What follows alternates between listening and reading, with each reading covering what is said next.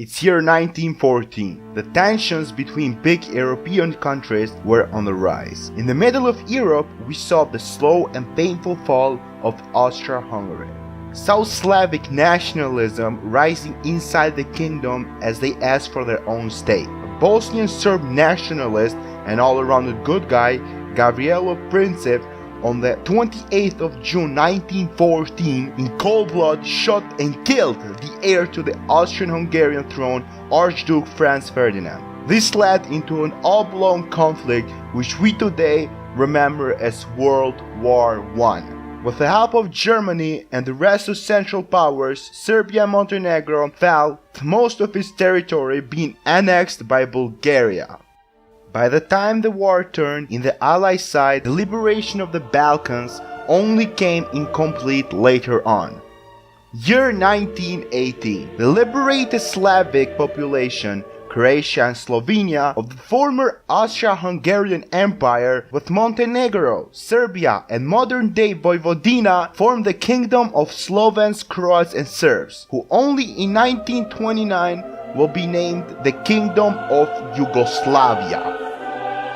The leaders of this kingdom ruled over its people with a monarchy of power and stability. This stability was questioned many times, as the king himself, Alexander I, was assassinated in a diplomatic visit to France by a nationalist who wanted the liberation of the people living in modern northern Macedonia. This didn't ruin the kingdom, but what would was something completely different.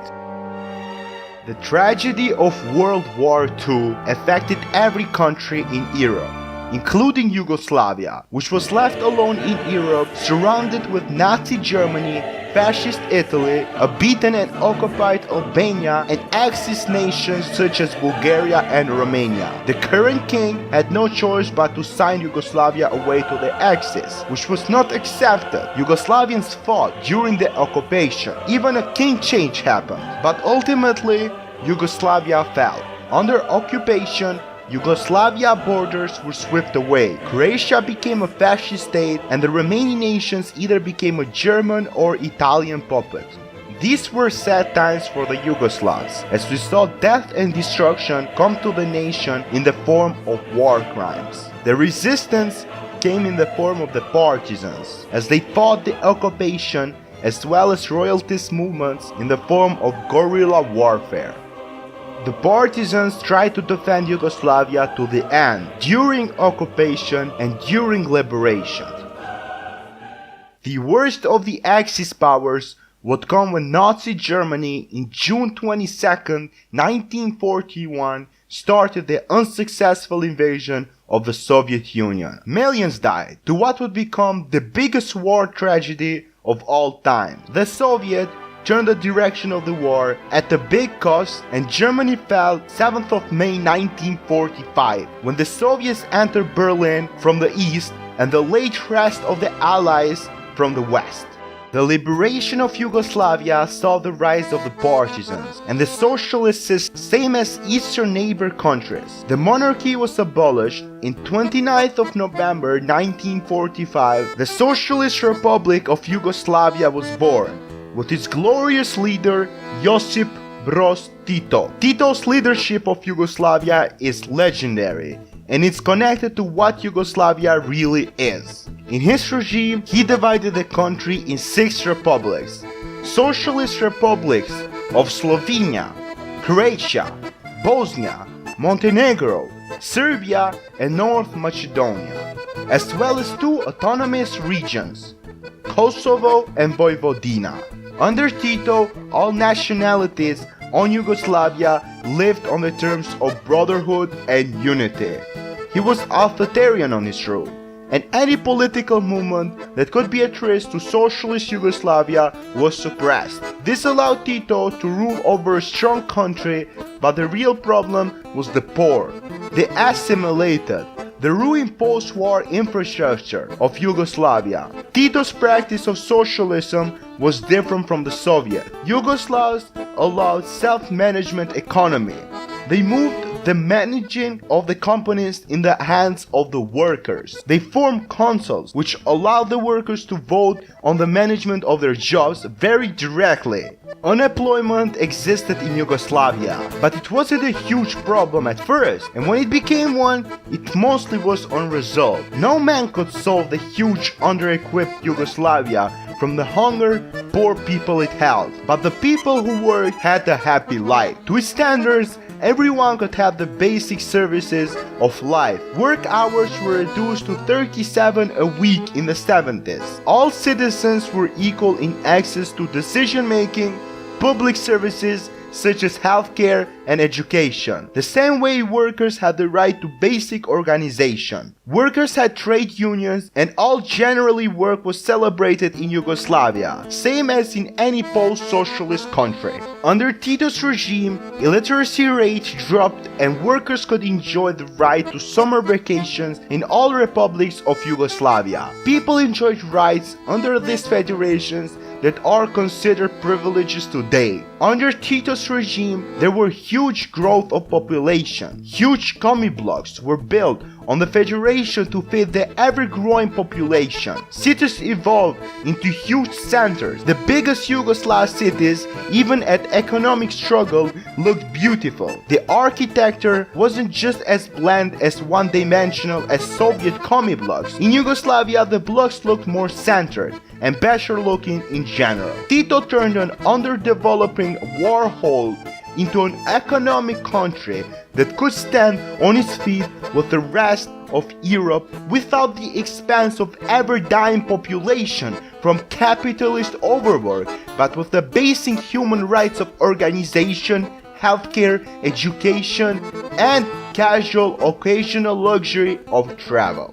People in Yugoslavia could practice their religion, and under Tito's regime all minorities were equal, but Tito was aware of those minorities' long-time problems. Such problems caught up to the federation much later. What kept Yugoslavia together was a strong leader and a population of multi-ethnic diversity, all getting along in a region known for the opposite of that. When I asked my old relatives about life in Tito's Yugoslavia, they all are aware of the huge poverty that existed, especially coming from the underdeveloped regions of Yugoslavia, but always embrace the overall sense of community, the non-stressful work experience, and an organized right to always have access to your basic citizen needs. Education was free. This was a great opportunity for peasants to have the right to become intellectual, something viewed in the monarchy system as a complete privilege only under nobility. It was obligatory to learn all the official languages of the nation. Many older people living today in ex-Yugoslavian republics have a perfect understanding of each other. Most people at this time finished at least primary education, which might not sound great to a Westerner, but to people in mostly illiterate society, it was great. Every person, despite of their work status, nationality, or social status, had the medical insurance from the state, which everything was covered. There were a lot of doctors. In improved nations of Yugoslavia, every young couple were free of care to take an apartment. To my sourcing, this housing system was around until mid-80s. There was enough places for jobs. The state counted the places needed for work and degrees given. There were not a lot of cases of people with a degree without a job during Yugoslavia, which in my opinion also had the best social care system out of every ex-socialist state in Europe. Finding people sleeping under a bridge is almost normal in any modern capitalist society. But under Yugoslavia, those people were actually taken care of. Crime rate were down to the lowest percentage ever. The stories of my 4 relatives living in cities of big population and not bothering to even lock the front door of the house are stories almost utopian to a member of the new generation like me. During World War II, Yugoslavia being in the front lines allowed the Axis powers to unleash hell amongst the defending Yugoslav army. The numbers were staggering compared to any Western European superpower, yet alone a small nation as Yugoslavia back then. After the war, such pride and honor allowed the victory of the partisans to never be forgotten, as the Yugoslav army grew and it became one of the most respected armies in Europe, with mandatory enlistment for all adult men. Yugoslavia was not just another Eastern European socialist country, it was different. After the Yugoslavia split, a few years after World War II, Yugoslavia saw itself move from a Soviet puppet to a full-on independent free country, in which Tito established his own version of socialism, known as Titoism. The overall transition from a monarchy to a socialist society for most European countries of the East wasn't an immediate acceptance of the rule welcomed, but a hustle of transition to a new economic rule. So Tito saw the need of changing the concept of socialism to match his society. Everything practiced in Yugoslavia was socialist, but not the exact socialism their neighbors followed. Not aligning with the Soviets directly allowed Tito to play both sides, the West and the East. After Stalin's death, Tito had good relations with both sides. He formed the non-aligned movement, which third-party countries caught in the middle of the Cold War joined. Tito's Yugoslavia is famously known as one of the most diplomatically respected nations on earth. His diplomatic visits to the USSR, meetings with Churchill, Kim Il-sung, Fidel Castro, and his famous smoking moment with Richard Nixon in the White House are legendary. It's year 1980, a good year for Tito's Yugoslavia. 35 years of power for the aging Josip. His country saw the fall of fascism, the rise of the proletariat, the stability of a nation that includes multiple historically hostile nationalities, the growing of an economic powerhouse, standing its feet with the rest of Europe, all come to an end. On May 4th, 1980, people of Yugoslavia got the sad news of Tito's death. His funeral is one of the biggest state funerals ever, which included 4 kings, 31 presidents, 22 prime ministers, and 47 delegates.